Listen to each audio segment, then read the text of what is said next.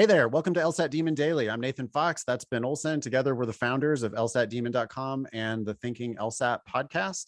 We have an email here from Haley. It says, "Hey, Nathan and Ben, I listened to the podcast today and just wanted to chime in regarding the June test score release hold. I also had this hold and knew nothing went wrong with my test.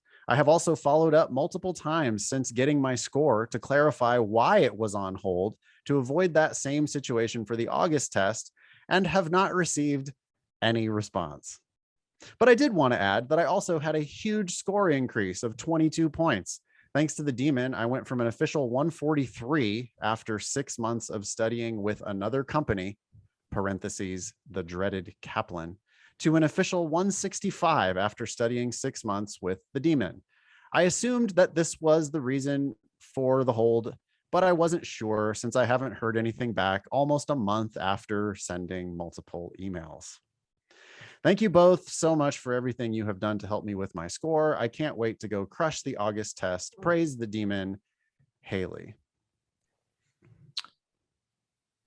Wow. Okay. Wait, I'm mildly confused here because it says that her score was put on hold, but she knows her score. Yeah, she eventually got it. Yeah, but they never responded to the initial questions, yeah, I guess. The purpose of including this on the LSAT Demon Daily podcast is that we last time, and these episodes are probably going to be airing like around the time that the August LSAT is taking place, or maybe even when the score release deadline is coming close. And what happened with June is that they sent these scary emails to all the people. It seems like now the data, it's small, but the sample is seeming to indicate that what they did was the people who had these big score increases, and not to toot our own horn, but we've seen a lot of giant score increases from our LSAT Demon students. And they just like sent this weird, it was like a Friday afternoon right before they're, leaving for the weekend, kind of an email. Yeah. By the way, you won't get your score. Bye. By the way, your score is going to be delayed because of a anomaly.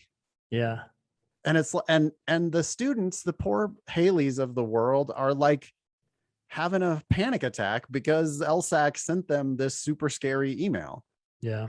And now she's sent multiple follow-ups and they haven't said shit to her back. They just sent her the super scary email and then nothing came of it. They just later released her score. That's so weird that they don't respond. So they don't want to admit.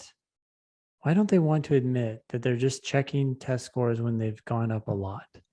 They're unreasonably stingy about information, right? It's just like, if we're not legally mandated to disclose this to you, we're not going to.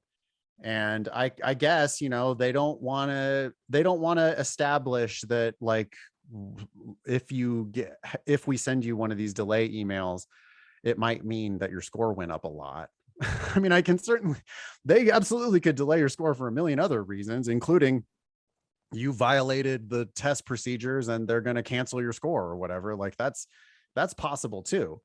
But what we've heard so far, and it's roughly like 5 out of 5 of the emails that I've gotten, Haley and a handful of others, it just seems like, they flagged her account because she had a big increase.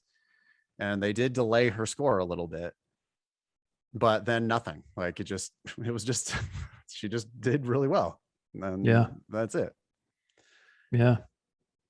And so, thank you, Haley. I hope you do crush the August test. And thank you for writing in with an update.